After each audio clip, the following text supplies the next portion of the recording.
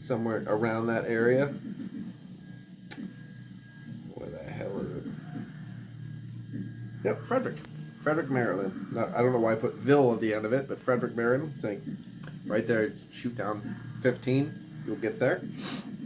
So I think it's either 15 or 83. One of those we're gonna shoot down there. And and Imperial Porter. I already said that. All right, so I'm gonna crack it open.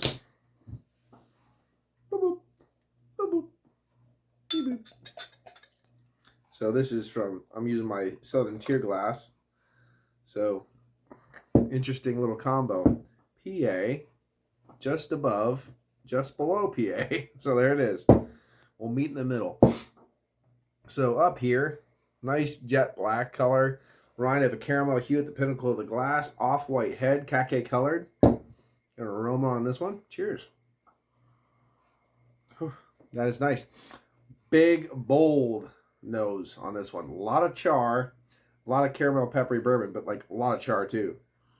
Real smoky rose. Poof. Hit you right in the face. First beer of the day.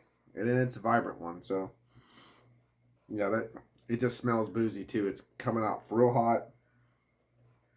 Did I just say hot? Real boozy. Oh, it's so hot. Ooh, burn myself. Yeah, those ethyl alcohols are really coming in.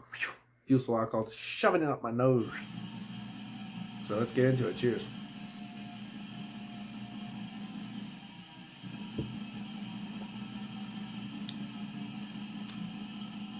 Not as crazy as I thought it would be.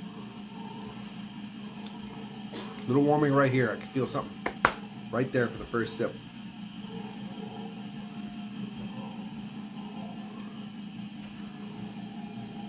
Okay, it's a bit thin. It's on that low side of a full. I would kind of say though, it's more on that high side of a medium. Nice oiliness going around. An Imperial Porter, barrel aged. I kind of expected that to be around that mark, and it is. Gonzo, regular Gonzo is a little bit around that mark too, a little bit higher, that low side of a full. So it kind of makes sense. It thins it out with the barrel, and it just is what it is. The liveliness of the beer is nice because it's got a little bit of life left, so it's not dead, but it's not overcarbonated, which is a big plus for me. It lets those flavors, that oiliness and those flavors linger on the palate, so you have a little bit of that nice willetized bourbon kind of flavor wafting through. It's heavier on the char and smoke. It's light on a lot of those other characteristics, like, you know, and it's not an Imperial Stout, but it's still light on the chocolate. It's got a little bit of a coffee roast to it too. It's actually pretty good. Pretty easy drinking for 11.3 as well. Like that.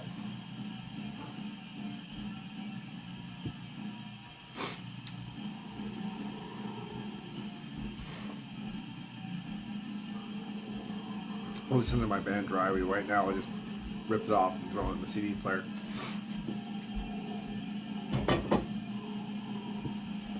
Kids just got done eating. They're going to go hit the ice cream hard.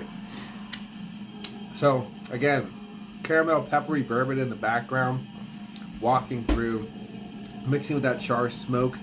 There's a little bit of a slight tonality I can't really describe. It might be a bit of anise, a very subtle note of anise in there as well.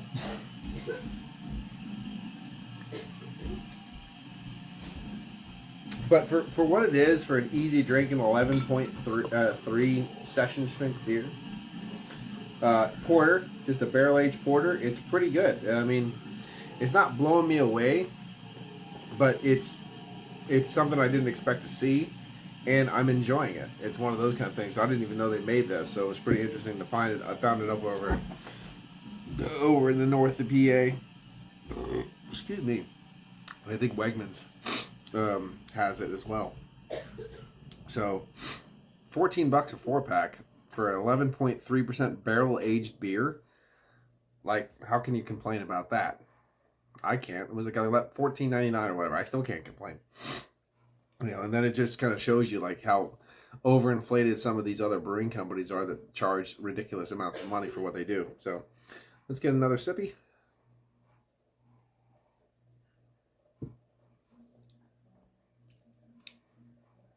like I said, it's not the most bombastic thing in the world, but it's very easy drinking, to the point, very solid. See a little bit above solid. So I'm right now 11.3, drinking like a champ too. So I'm thinking about throwing it probably into the 8.5 category. I want to throw it kind of in the 8. I want to be safe with this one. I want 8 out of 10, definitely above solid, easy drinking, price point's right on the money.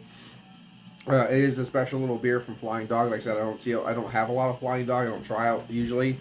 The selection has kind of been stagnant as far as I'm concerned from what I've seen from Flying Dog. So it is interesting to find this one and a barrel. I was like, oh, Gonzo's got a new label. Oh, it's barrel aged. Ooh, try that. Willetized. So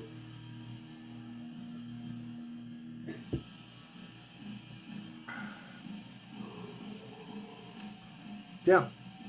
I want to go 8.5, but I'm going to throw it right in the 8 category. Well, anyway, this has been Paul for PABrewNews. Cheers.